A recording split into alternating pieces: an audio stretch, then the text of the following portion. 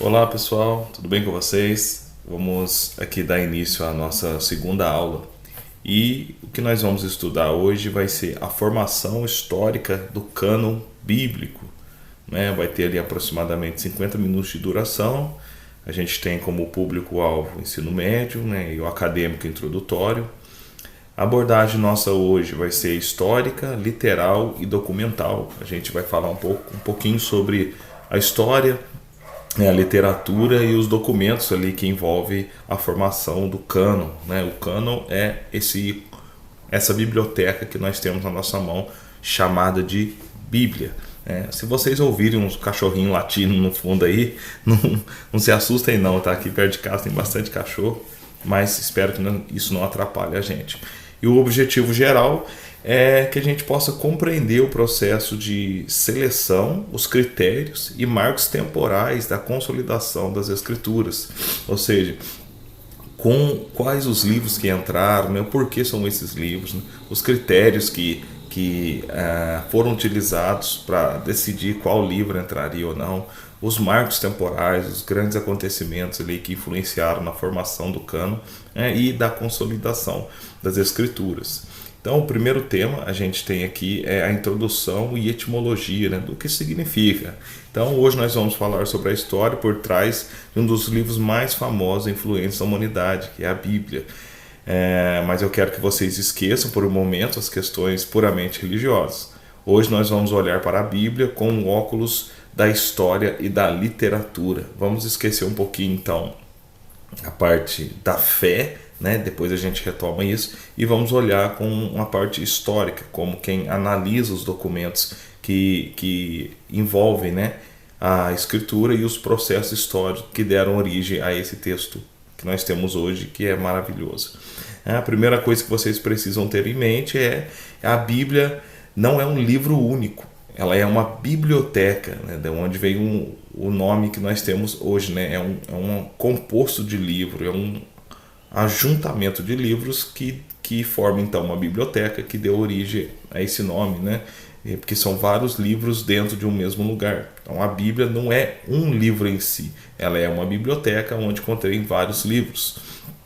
Trata-se de uma coleção de textos escritos ao longo de mais de 1000 anos por dezenas de autores diferentes, em 3 continentes diferentes também, usando 3 idiomas originais, que é o hebraico, o aramaico e o grego. Ali num espaço de 1500 anos, as escrituras foram escritas, né, por mais de 40 autores, ao seu total. Temos ali em 3 continentes diferentes, lugares onde ela foi escrita. Então temos também línguas, né, originais onde as escrituras foram escritas. Então nós temos o hebraico, né, o aramaico e o grego. Essas são as línguas básicas, né, que estruturaram a escritura durante a sua história de formação.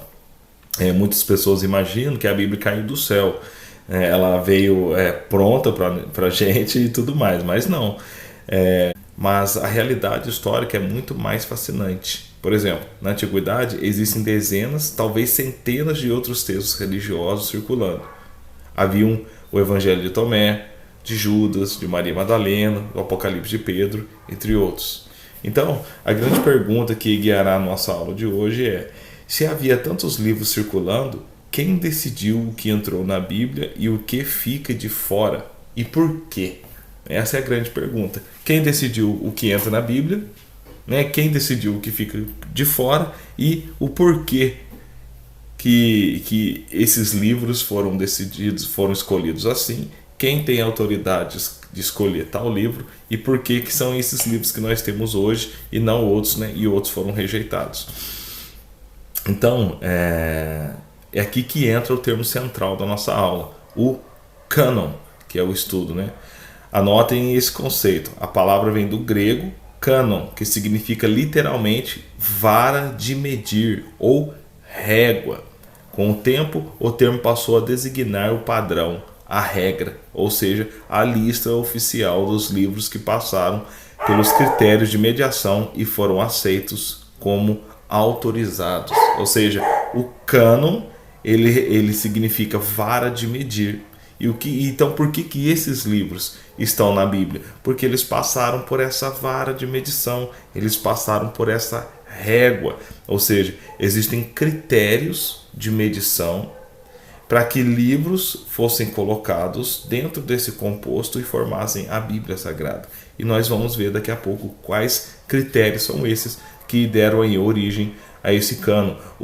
Qual era a medição, qual era a régua utilizada para validar um livro ou descaracterizar um livro. Então a gente vai ver aqui o Antigo Testamento e a divisão e os seus caminhos, né? Nós vamos começar pela primeira parte dessa biblioteca, o que os cristãos hoje chamam de Antigo Testamento e os judeus chamaram de Bíblia Hebraica. Essa coleção já estava formada muito antes do nascimento de Jesus. Os judeus dividiam e ainda dividem suas escrituras em 3 grandes partes. Nós temos a Torá, que é a lei, né, que é os primeiros ali 5 livros da Bíblia. Depois nós temos os Nevim, que são os profetas, e nós temos ali o Ketuvim, que são os escritos, né? Juntos eles formam o cânon, que é chamado de a Tanakh hebraica. Ou seja, todo o Antigo Testamento juntado e transformado pelos judeus é chamado de Tanakh, dividido entre Torá, que é a lei, entre os Nevim, os profetas, e entre os Ketuvim, que são os escritos. São basicamente todos os livros do Antigo Testamento, dividido em 3 grandes partes que formam a Tanakh hebraica. Contudo, um fenômeno histórico crucial aconteceu nos séculos anteriores à era cristã. Devido à dispersão do povo judeu pelo mundo antigo, muitos deixaram de falar o hebraico no dia a dia e adotaram o grego, que funcionava como um idioma universal da época, semelhante ao inglês de hoje. Então, o povo judeu ele nunca conseguiu viver por muito tempo em um lugar geográfico bem estabelecido. Se você já leu a Escritura, você vai ver que eles sempre estavam em guerras, lutando pelo território, estavam sendo levados para exílio, levados cativos pelos impérios maiores, e isso fez com que houvesse uma fragmentação tanto do povo, como da cultura, como da linguagem dessa nação. Então, eles, influenciados por outras línguas, acabaram adotando também o grego, né, que funcionava na época como o idioma universal, que é como o inglês que nós temos hoje. Então, esse grego foi adotado, que depois deu origem a uma nova tradução bíblica. É isso que a gente vai ver adiante. Por conta disso, no século III a.C., na cidade de Alexandria, no Egito, estudiosos judeus traduziram essas escrituras do hebraico para o grego. Essa versão famosíssima ficou conhecida como a Septuaginta, ou a versão dos 70, né? Conhecido ali, essa tradução ficou conhecida desse jeito, que é a tradução da Tanakh, do hebraico, para o grego. Essa versão se chama Septuaginta, a versão dos 70, né? Por isso o nome Septuaginta. E essa versão que nós mais utilizamos atualmente, né? A versão da Bíblia traduzida para o grego e depois para as demais línguas, é o que nós temos hoje. O ponto central aqui os judeus de Alexandria incluíram nessa tradução em grego alguns livros e trechos adicionais que não constavam na coleção tradicional judaica, como os livros de Macabeus, Tobias e Judite. Então, ao traduzirem do hebraico para o grego, eles também incluíram alguns pontos que não tinham na Tanakh original. Esses livros que eu acabei de mencionar, como Macabeus, Tobias, Judite e outros, hoje nós encontramos eles na Bíblia Católica, né? Isso mais para frente a gente vai ver que gerou ali um pouco de discussão na formação do cânon posteriormente. E é exatamente aqui que a história explica uma grande diferença atual. No final do século I d.C., o judaísmo rabínico oficial fechou sua lista de livros sagrados, estabelecendo que só aceitariam textos escritos originalmente em hebraico ou aramaico, rejeitando os acréscimos da Septuaginta. Mas os primeiros cristãos que pregavam em ambiente grego continuaram a usar justamente a Septuaginta. Então houve ali, você já começa a ver que tem um tipo de separação, um tipo de rincha entre eles, né? Alguns ficaram com a Tanakh original, outros rejeitaram e outros adotaram esses livros que vieram a mais na tradução da Septuaginta, inclusive os cristãos daquela época, que a Bíblia que era utilizada no período de Jesus até e dos apóstolos, o Antigo Testamento, já era a versão da Septuaginta com esses livros. E depois tem a discussão aí desses livros a mais, esses livros que entraram, se são canônicos ou não, se são inspirados ou não, isso nós vamos ver mais para frente. Mas isso é só um panorama que eu quero trazer para você sobre a formação da Escritura, o Antigo Testamento, né? E então nós temos aqui, por esse motivo, que a história hoje, se você abrir a sua Bíblia católica, o Antigo Testamento possui 46 livros, enquanto as bíblicas judaicas e protestantes possuem apenas 39. Esses 7 livros adicionais são chamados de deuterocanônicos pela tradição católica. São livros que vieram depois, né, do que já estava formado na Tanakh ou no Antigo Testamento original. Então é por isso que, se você abrir uma Bíblia católica hoje, ela tem ali seus 7 livros a mais, né, que são esses 7 livros que já constavam antigamente nessa primeira tradução da Septuaginta. Porém, no decorrer da história, como o tempo foi passando, muitos concílios, muitos debates, muitas coisas desse tipo aconteceram, foram decididos ali pelos protestantes e pelas as Bíblias, no caso judaica, que esses 7 livros a mais não fossem colocados por alguns critérios que nós veremos mais adiante. Então, essa é uma breve história resumida sobre a formação do cânon do Antigo Testamento. Então, nós sabemos que a Bíblia ela se divide em 2 partes, né? Velho e Novo Testamento, e nós sabemos que o Antigo Testamento ele originalmente tinha ali o hebraico e o aramaico, e depois foi traduzido para o grego, na versão dos 70, que é chamada de Septuaginta. Então essa é a primeira parte do cânon. Ele já havia sido formado antes de Jesus, isso é bom lembrar. Jesus ele já utilizava as escrituras, né? Claro, não como ela é hoje, em brochura, em formato de livro, mas eram pergaminhos, né? Eram rolos onde eram ali os copistas, os fariseus, os saduceus, todos eles tinham seus escribas que traduziam a Bíblia, né? Diariamente, naquele trabalho ali minucioso, e foi assim que foi formado então o Velho Testamento que nós conhecemos hoje.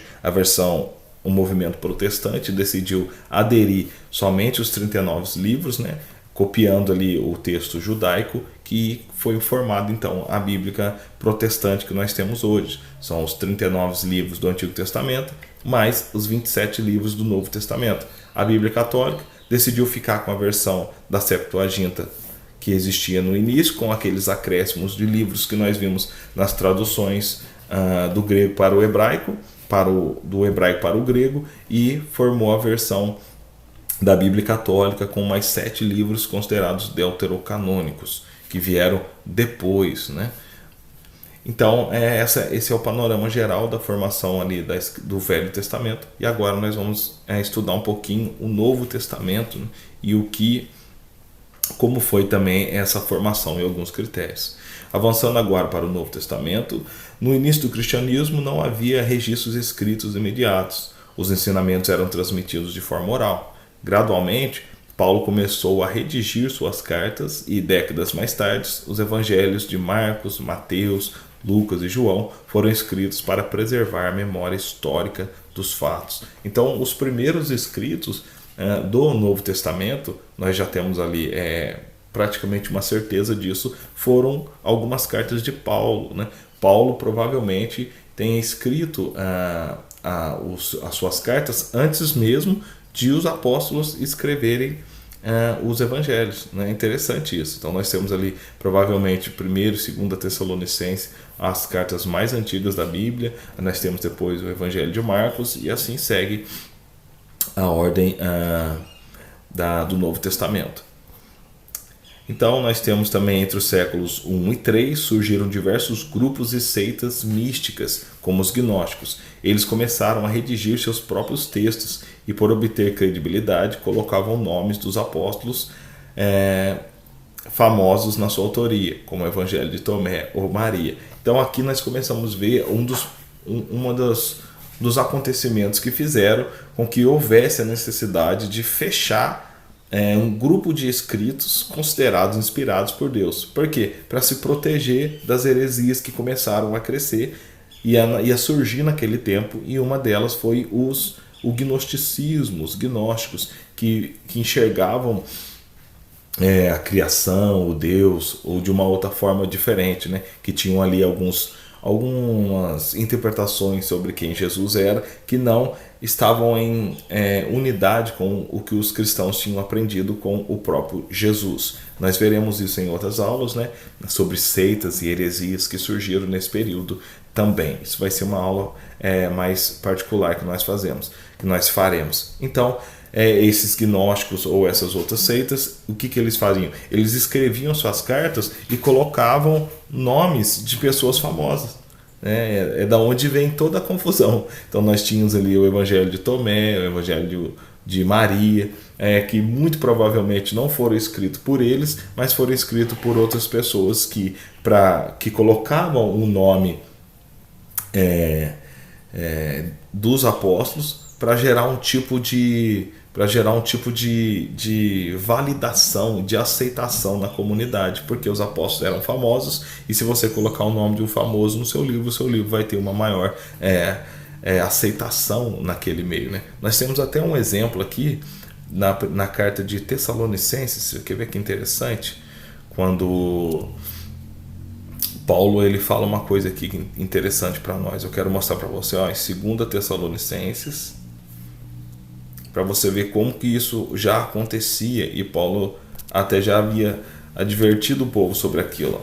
Ele fala assim, irmãos, a respeito da vinda do nosso Senhor Jesus Cristo e da nossa reunião com Ele, nós vos exortamos que não vos demovais da vossa mente, nem vos perturbeis, quer por espírito, quer por palavra, quer por epístola, como se procedesse de nós, supondo que já tenha chegado o dia do Senhor. O que Paulo está falando? Que já existia ali palavras, existia perturbações no meio do povo cristão, e já existia epístolas escritas, que talvez essas epístolas o povo estava pensando, a comunidade cristã estava pensando que fosse escrito pelos apóstolos. Então Paulo já adverte de escritos falsos, de pregações ali que estavam corrompendo a mente das pessoas e causando pânico, causando desespero entre aquelas pessoas daquela época.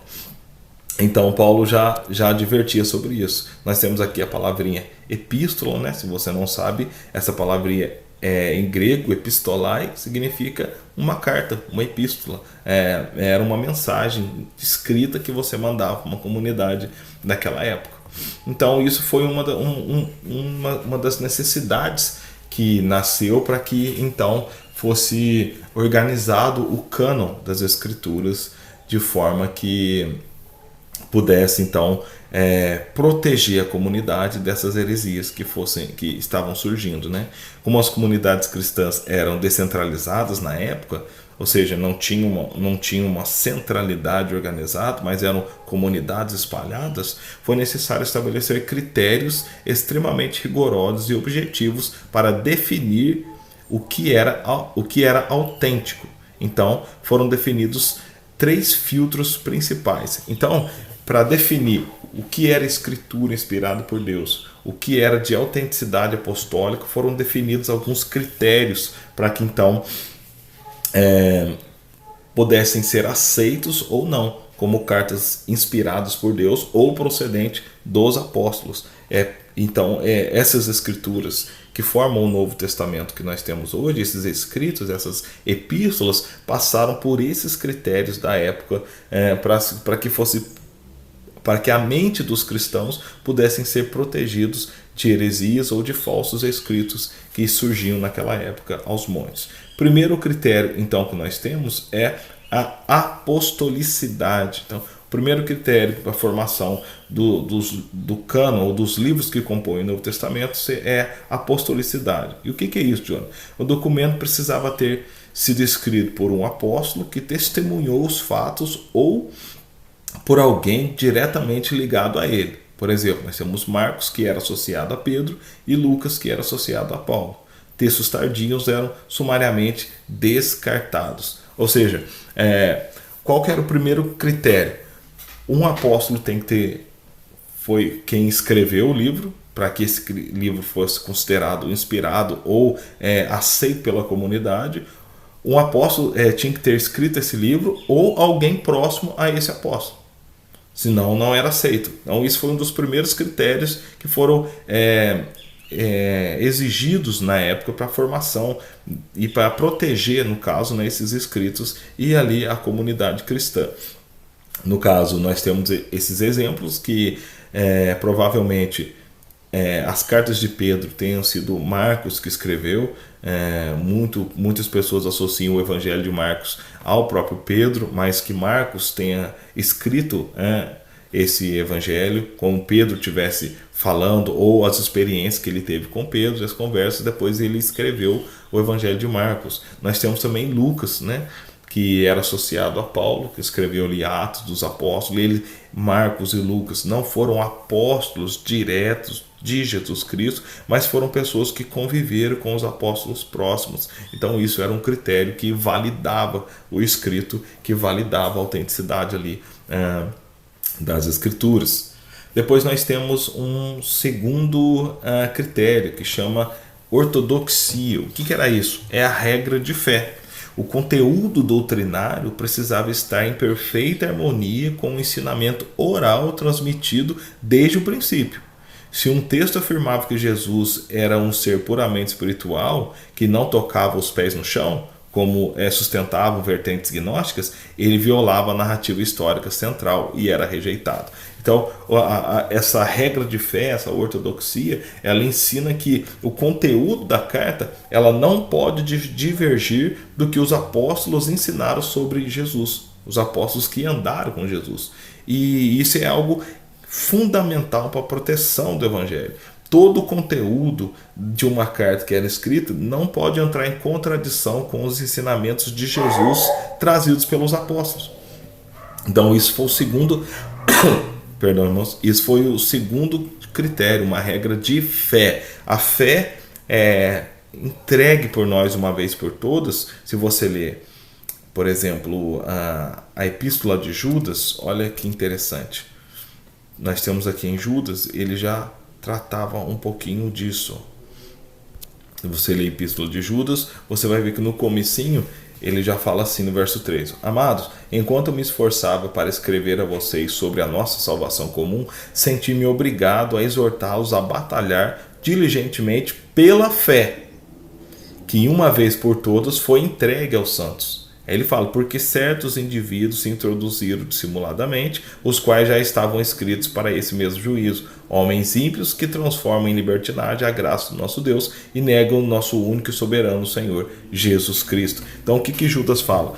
Eu ia escrever para vocês sobre salvação, mas eu resolvi escrever sobre batalhar para proteger a fé. A fé é esse conteúdo que foi entregado pelos apóstolos sobre quem é Jesus Cristo, sobre a vida de Jesus, sobre tudo que Jesus ensinou. Então Judas está falando que já haviam pessoas que entraram naquele meio que tentavam corromper esse ensinamento, tentavam corromper essa fé que foi entregue aos apóstolos. Então já era necessária ali uma batalha. Nós temos aqui essa palavrinha em grego, né, que significa lutar. Nós temos ali Judas falando, nós precisamos lutar para que a fé nossa não se corrompesse. Então isso fazia parte da luta dos apóstolos diariamente para proteger a ortodoxia das escrituras ou a regra de fé, para que isso não fosse violado, para que falasse sobre Jesus ou interpretações mal colocadas sobre quem é Jesus não corrompesse a mente dos cristãos daquela época. Infelizmente também isso acontece muito nos dias atuais, né? Mas por essa falta de de critério, de amor, de carinho em preservar as palavras de Jesus, nós temos sofrido aí grandes corrupções no meio evangélico ou na fé de uma forma geral. Nós temos também um terceiro ponto, que é a catolicidade, que essa palavra significa a palavra católico ou católica significa universal. Então a catolicidade é o uso universal. E o que é isso? A palavra católico aqui significa universal. O livro precisava ser lido e reconhecido de forma ampla pelas igrejas espalhadas pelo Império, né? Como em Roma, em Éfeso, Antioquia e Jerusalém. Se o texto fosse adotado apenas por um grupo isolado ou secreto, ela não possuía peso canônico. Então, essa epístola, essa carta, ela tinha que ter um peso universal, ou seja, ela tinha que ser validada por todos os grupos daquela região, da comunidade cristã, para que ela pudesse ser aceita. Por exemplo, como os grupos que estavam em Roma, os grupos que estavam em Éfeso, as comunidades de Antioquia e Jerusalém. Se o texto fosse apenas oculto ou pertencente a uma pequena comunidade, significa que ele não passou pelo critério de aprovação de todos daquela época. Então ele era rejeitado. Então nós vemos que esses 3 pontos foram fundamentais para proteger o conteúdo das Escrituras e salvaguardar a revelação de Jesus Cristo. Nós temos a apostolicidade, nós temos a ortodoxia, que é a regra de fé, e nós temos então a catolicidade, que é a regra universal. Aqueles textos tinham que ser aprovados por todos da comunidade cristã. Então, depois disso, nós temos ali já no comecinho da era cristã, né, os primeiros apóstolos que já trabalhavam para proteger os escritos antigos, e agora nós temos essa linha do tempo, né, da formação das Escrituras, os primeiros pais da igreja, logo após aos apóstolos, como que foi, né, e o que aconteceu para que essas pessoas, então, para que a Escritura fosse guardada e trazida para nós como ela é hoje, né? Graças a Deus. Eu separei para vocês aqui alguns eventos, né, que aconteceu, que impulsionaram então a luta e o desejo e a necessidade de desenvolver critérios para que a Escritura fosse protegida como ela é hoje. Então a intenção aqui é dar a base histórica para vocês que estão acompanhando a aula, para que vocês possam saber o processo de construção das Escrituras, para que vocês entendam que as Escrituras passam, por mais que seja uma revelação divina, elas passam pelo o tempo, passa pela a historicidade, elas passam por pessoas, por culturas da época, passa por grandes eventos de lutas, de revoluções, e ela foi sendo adaptada a esses eventos e ao mesmo tempo foi sendo protegidas, né, pelo Espírito Santo, assim nós cremos, para que ela chegasse para nós hoje da forma como ela é e pudesse ter o seu poder ali de revelação protegido, né? Então nós temos ali alguns momentos que fizeram com que as Escrituras que fizeram com que alguns critérios para proteger a formação do cânon fossem exigidos. Então nós temos ali aproximadamente no ano 140, né, depois de Cristo, o primeiro e segundo século depois de Cristo, nós temos o desafio de Marcião. O que é isso? Foi um líder herético, Marcião, propõe um cânon radicalmente reduzido, rejeitando todo o Antigo Testamento e mantendo apenas as partes do Evangelho de Lucas e algumas partes do Evangelho de Lucas, no caso, e as cartas paulinas. Esse evento força a igreja primitiva a acelerar a formalização da sua própria lista oficial. Então, esse é um dos eventos que fez com que as pessoas começassem a se organizar. Nós temos que nos organizar e fechar essa lista de escritos, porque senão muitas pessoas vão escrever muitas coisas e surgem pessoas e líderes que começam a escrever e nós não teremos uma base sólida.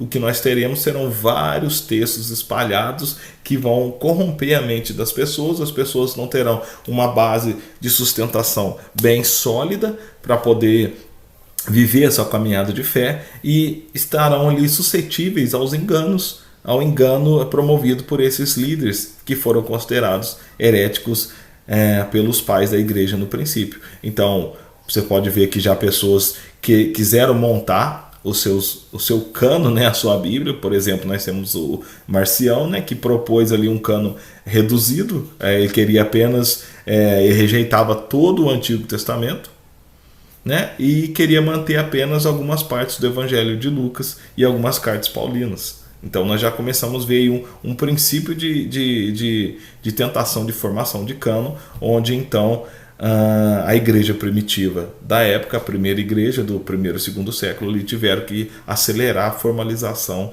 da sua lista oficial para combater essas heresias. Depois nós temos ali no século IV, né, no ano 367 depois de Cristo, a carta festal de Atanásio. O que era isso? O bispo Atanásio de Alexandria redige ali sua carta anual da Páscoa, onde pela primeira vez documentado na história, enumera exatamente os 27 livros que constituem um Novo Testamento, idêntico ao que nós temos atual. Então olha que maravilha, o bispo Atanásio de Alexandria, ele já escreveu ali, ele já formou pela primeira vez ali naquela festa anual da Páscoa, né, que eles faziam. Pela primeira vez ele já tinha, nós encontramos um texto que documentava na história os exatos 27 livros que constituem o Novo Testamento que nós temos hoje. Então logo ali no quarto século depois de Cristo, nós já temos esses 27 livros sendo oficializados, né? Nós já temos ali uma base para determinar que livros são esses, e por um grande aí pai da igreja chamado Atanásio, que já tinha essa lista feita nesse escrito antigo. Então isso é uma das bases históricas para que a gente pudesse ali entender então que já lá no terceiro, quarto século, nós já tínhamos ali essas cartas oficializadas. Né? Depois nós temos ali no século IV, mais uma vez, né? No ano 393 e 397, nós temos os concílios africanos, do quais ali também concílios de Hipona e de Cartago. As grandes assembleias de líderes da igreja do norte da África ratificaram, eles oficializam, né, institucionalmente a lista completa dos livros bíblicos para a comunidade cristã. Então nós temos ali no final do quarto século já a lista oficial dos livros que compõem o Novo Testamento cristão. Depois nós temos já ali quase 1000 anos à frente a Reforma. No século XVI nós temos a Reforma e o Concílio de Trento em 1546. Nós temos Martim Lutero, ele revisa o cano e opta por seguir a tradição hebraica do Antigo Testamento. Removeu os 7 livros gregos, que nós vimos que foram sido colocados no Antigo Testamento, e em contrapartida a Igreja Católica se reúne no Concílio de Trento e define dogmaticamente a permanência dos deuterocanônicos na Vulgata Latina. Então nós temos ali a Reforma com Martim Lutero, ele remove os 7 livros do Antigo Testamento, fecha o cano com 49 livros, com 39 livros no Antigo Testamento e 27 livros no Novo Testamento, enquanto que a Igreja Católica lá no Concílio de Trento, ela permite então a inclusão, né, ou a permanência desses 7 livros a mais, que deu origem então à Vulgata Latina, que é essa Bíblia, essa tradução do grego para o latim, que é conhecido como a Vulgata.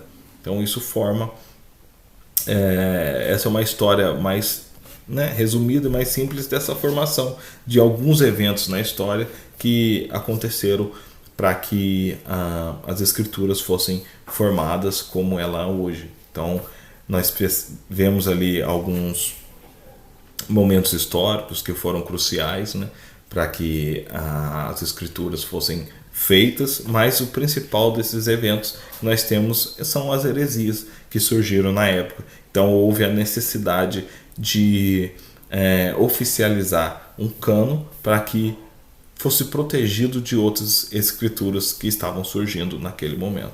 Então, para encerrarmos, o ponto fundamental que eu quero ressaltar a formação do cano não ocorreu num passe de mágica ou por uma conspiração política abrupta.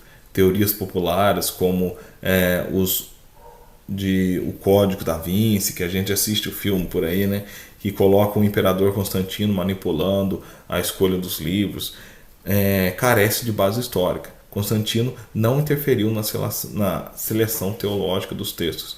O fechamento do cânon foi um processo histórico orgânico, baseado em séculos de debate, uso comunitário e preservação cultural. Foi a filtragem cuidadosa daquilo que as comunidades conheciam como fiel aos eventos históricos originais. Eu citei aqui Constantino porque muitas pessoas acreditam que o imperador Constantino, isso nós vamos estudar depois na história da igreja, ele teve influência na formação da Bíblia ou na escolha de livros da Bíblia, mas nós não encontramos muito a base histórica para poder validar essa tese. Então, nós vemos aí filmes como Código da Vinci, se você assistiu, eles falam que a igreja ocultou o livro ou que mexeu em alguns livros. Lá eles falam que Jesus teria um caso com Maria, né?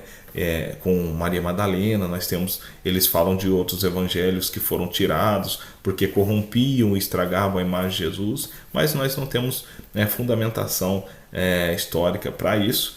Então, depois, no caso, nós entendemos que a Bíblia ela foi formada num processo histórico de milhares de anos, na grande luta por proteger então as escrituras de heresias que aconteciam naquele meio, né, de pessoas que se levantavam, escreviam cartas em nome dos apóstolos para que tivesse uma validação. Então foi necessário oficializar a lista de livros para que a mente das pessoas não fosse corrompidas na época. Então esse foi um panorama básico da formação do cânon. Na próxima aula nós vamos detalhar um pouco mais sobre essa formação. Nós vamos falar um pouquinho ali da estrutura da Bíblia, né? do Antigo e do Novo Testamento. Eu não quis colocar tudo nessa aula para não ficar uma aula muito longa, mas na próxima nós vamos falar da estrutura da Bíblia, né? Falar do Antigo Testamento certinho, dos seus livros, como compõem. Nós vamos falar do Novo Testamento, dos seus livros, como eles estão organizados, e nós vamos falar um pouco mais das traduções bíblicas, falar um pouquinho ali do grego, do hebraico, né? Do aramaico, e como essas línguas influenciaram ali a formação das escrituras. Tá, ok? Eu espero que vocês tenham gostado dessa aula. É uma aula um pouquinho mais cansativa, porque nós tratamos mais de textos de um processo histórico, mas é fundamental você entender esses processos históricos que levaram as escrituras a serem escritas como elas são hoje. Nós precisamos olhar para a escritura e entender que ela é um livro histórico, ela não é algo mágico. Nós sabemos que ela é protegida pelo Espírito Santo, mas que ao mesmo tempo ela sofreu mudanças no decorrer da história que fez com que ela fosse como ela é hoje. Por isso que na aula passada nós falamos sobre a revelação geral de Deus, que Deus se revela por meio da criação, e também uma revelação especial de Deus, que é a sua lei, a sua palavra. Mas o que manda é a nossa fé e o auxílio do Espírito Santo nessa busca por tentar compreender a Deus na nossa caminhada cristã. Mas eu espero que vocês tenham tido aí um vislumbre da história, né?